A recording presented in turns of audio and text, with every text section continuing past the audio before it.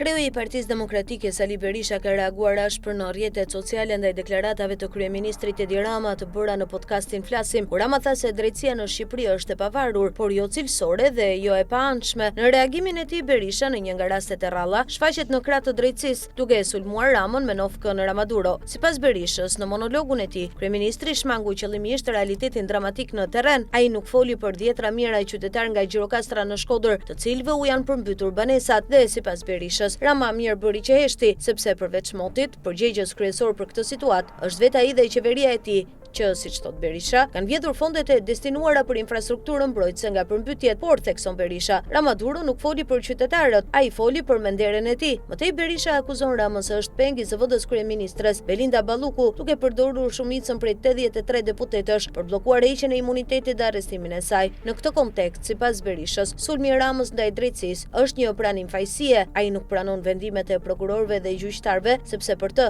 ata janë të paanshëm dhe të paaft, vetëm kur prekin pushtetin. Me këtë qëndrim, përfundon Berisha, Rama pranon fajin dhe u bën thirrje shqiptarëve të ngrihen për largimin e tij nga pushteti një orë më parë.